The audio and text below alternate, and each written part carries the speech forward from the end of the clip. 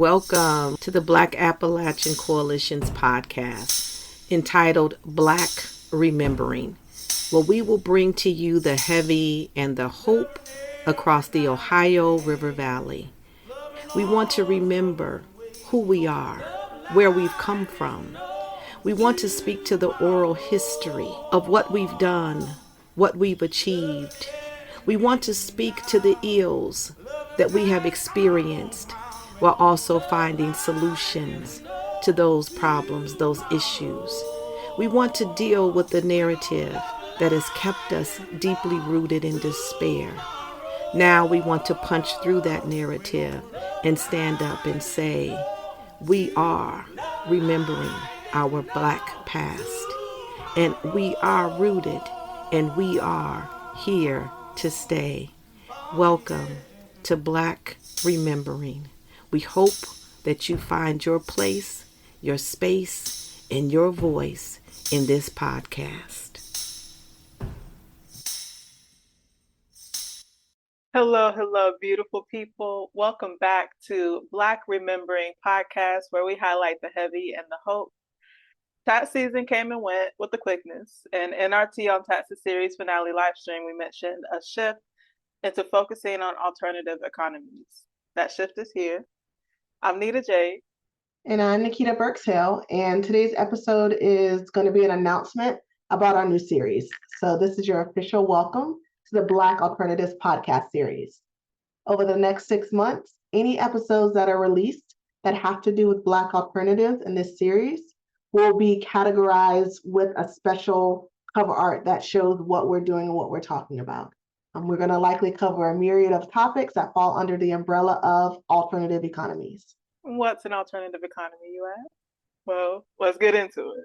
So by definition, alternative economies are organized systems of production, and this is going to be kind of Webster's version. So they are an organized system of production, distribution, and consumption that operate outside the dominant capitalist model, such as gift economies, solidarity economies, time banks, and cooperative.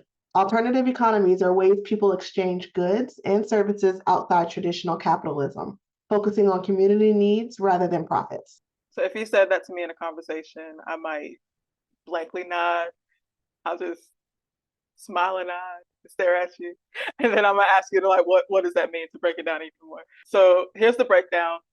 Alternative economies prioritize community well-being, environmental sustainability, and social equity over profit. Basically, it's a system that prioritizes the people, prioritizes the community over the dollar sign. Exactly. So sometimes instead of using money to buy things, people help each other out and share what they have. Like when you trade toys with a friend or when neighbors grow vegetables and share them with everyone. Do you, Nikita, have any personal experiences or examples of alternative economies? I have many, and I would probably put them under two categories. One would be business. So me growing up as an entrepreneur. So when I was first starting out and launching my business, if I needed a website and I was doing podcast editing, then I may go to one of my friends or my counterparts and say, hey, I know you've been wanting to launch your podcast or reshift your podcast. How about you do my website and I'll give you some podcast coaching. So really exchanging those services so that we can all grow professionally and keep that dollar within the community. On a more personal side, I would say for me, definitely being a new mom back in the day. So when I first had my first child, really leaning on others to share and really being that sharing person for others as well. So when my child was born, really not having much, saying like, I have enough diapers for a week, or I'm cloth diapering, but I've run out of laundry detergent. Hey, do you have some laundry detergent? Or hey, can you cook me some meals and I will come and while you're watching the baby help clean? Like just really bartering almost back and forth. It really is personalized.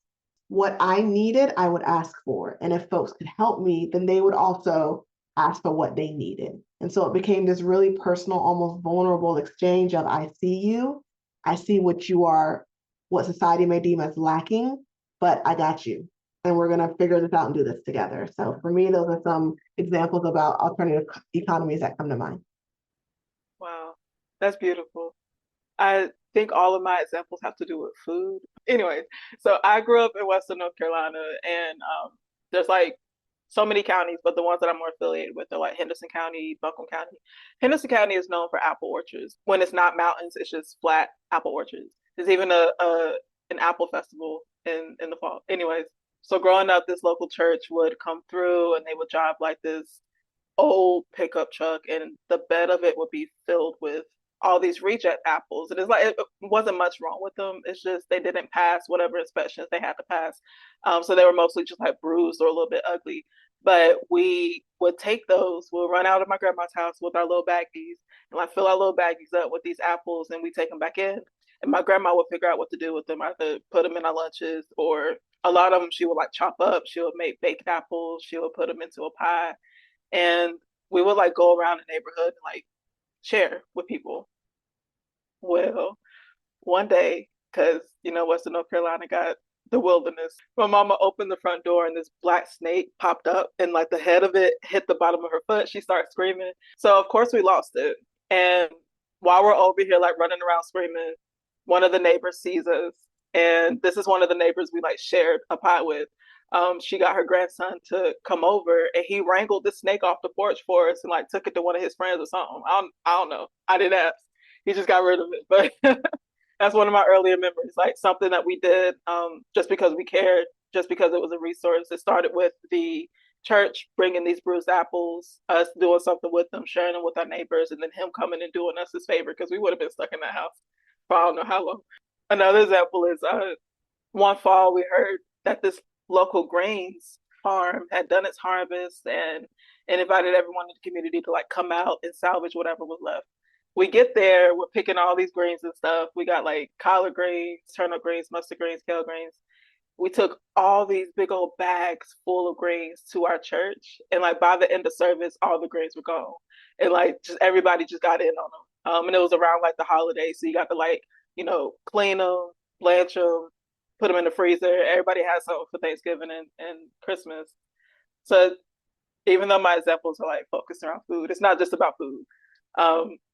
One of the other examples I have more modernly is there's this art collective called Levy in Lexington, and they're a creative arts collective, and they have this membership, but like life be life, and the economy is the economy. So like not everybody can pay the dollar amount for the membership. So instead of expecting everyone to come in and pay this dollar amount, they will allow you to volunteer. And in exchange for your volunteer hours, you can get all the benefits of of their membership. So the space is available, the events are available, and it welcomes in the community like that. So it's kind of like you scratch my back, I scratch your back, but with goods, services, favors, and spaces. Yeah, and it kind of reminds me how life used to be growing up, whether in the olden, whatever, however you want to say it. But it's like the community in the neighborhoods were truly a hub. Like it took a village to raise everybody, whether it be the kids.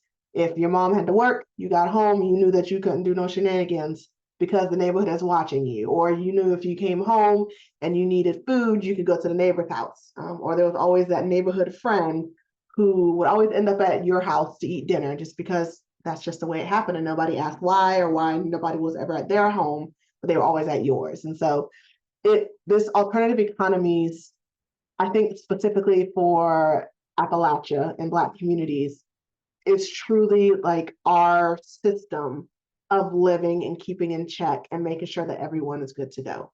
And it's something I know I miss a lot nowadays. I'm in a really cool neighborhood, but there isn't as much closeness. So yeah. Some of it feels like, small town nosiness, but most of it feels like you just looking out for each other. Exactly. There's always a fancy term for the things that we already know that's like already in us. But alternative economies aren't new. And if you have roots in Appalachia or the South or the Ohio River Basin, you've heard of or witnessed or experienced like work swapping or trading goods or trading skills between neighbors. You might have hopped over to so-and-so's farm to till in exchange for a helping hand with your tasks. You might have shoveled snow for one of your neighbor's driveways or mowed the neighborhood elder's lawn. and the next day they baked you a cobbler or something. Like, these are trading networks, and it comes natural, and it's a part of us, like you were saying, that village aspect. And the way that my mama phrases it, she's always said, you're looking out for the cookout. I try to keep that with me. I carry her a lot with me, but we're essentially just looking out for each other and attaching fancy word to it. And I think what we're really looking for in this series is to bring this like to now. We've talked a lot about what it looked like back in the day and kind of how it's shifted, but how does this really affect us now? How can we really lean on alternative economies now, especially more than ever? And so our hope is to bring guests on the show to have additional conversations to highlight different forms of alternative economies, whether we hear from farmers, whether we hear from doulas and the work that they're doing in trading services. Our hope is that we're going to bring other alternatives to make life what you need it to be. And so I hope that you'll join us on this series, give us feedback, and if you've got suggestions, definitely email us and let us know. As always, peace and blessings, y'all.